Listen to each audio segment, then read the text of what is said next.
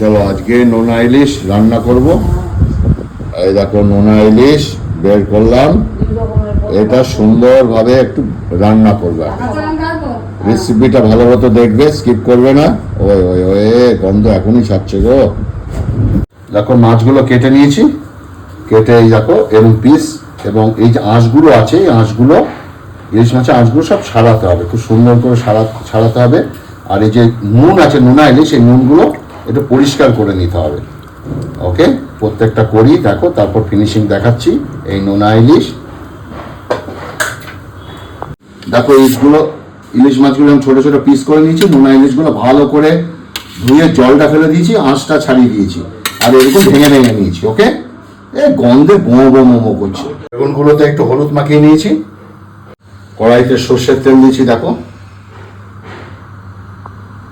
বেগুনগুলো আমি হালকা করে ভেজে নেব। দেখো সুন্দর গোল্ডেন কালার বেগুন ভেজে নিয়েছি।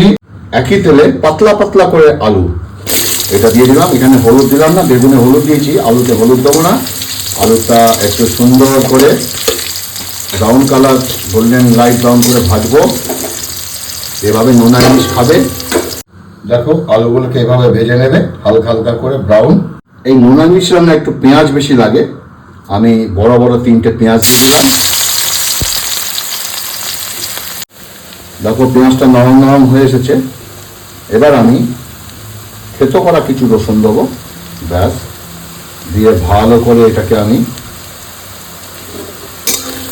আবার কষাবো, দুটো একদম সুন্দর করে ভাজবো। সুন্দর কাঁচা গন্ধ আর নেই রসুন এবং পেঁয়াজের। দেবো একটু ধনে গুঁড়ো, দেবো একটু জিরে, দেবো হচ্ছে হলুদ,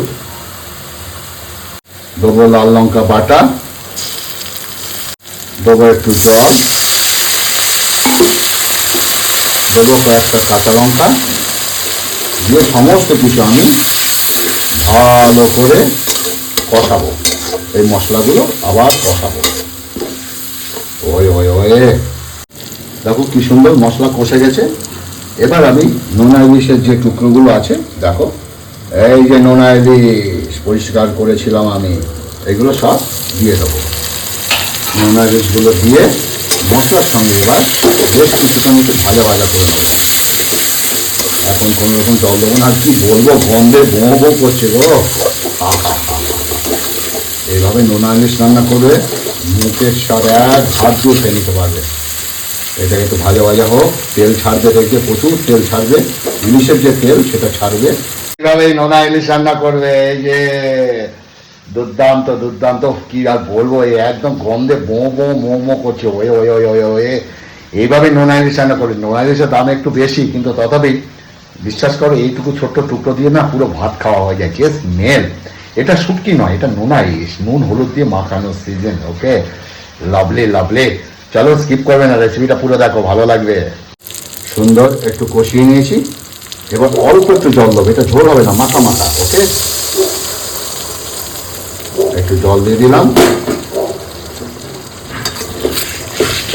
মাখা মাখা হবে।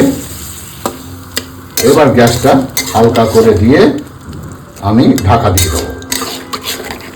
ওকে, দেখো এটা আরো টানাবো, একদম টেনে যাবে, একদম টানাবো তো মাখা মাখা হবে। গ্যাসটা বন্ধ করে দিয়েছি, আমার নোনা ইলিশ রান্না কমপ্লিট। ওহো, এই দেখো ইলিশ মাছটা দেখো, দেখতে পাচ্ছ, এই যে ইলিশ মাছটা দেখো, নোনা ইলিশটা দেখো, এই দেখো। ওহো, এবার সুন্দর করে রেখে দেবো, আস্তে আস্তে রাখবো। আর এইভাবে তোমরা খেয়ে আমাকে অবশ্যই জানাবে যে কেমন খেলে। ওকে, হা হা হা, গন্ধে মোমো করছে। আশা করি তোমরা বুঝতে পারছো রেসিপিটা কেমন হলো, আর অবশ্যই আমাকে জানাবে। নোনা ইলিশ দেখো সুন্দর, এইভাবে রান্না করবে, সব জিভে লেগে থাকবে। প্লিজ ভিডিওটি ভালো লাগলে ফেসবুকের মাধ্যমে অন্যের কাছে একটু পৌঁছে দিও, এটা আমার আবদার। আর এইভাবে রান্না করে খাবে, নোনা ইলিশ দুর্দান্ত লাগবে। যারা নোনা ইলিশ খাও তারা স্বাদ বুঝবে, যারা খাও না তাদের স্বাদ বোঝাতে পারবো না, না খেলে স্বাদ বোঝা যায় না। হ্যাঁ, জিভ টাং দরকার চাই, টাং।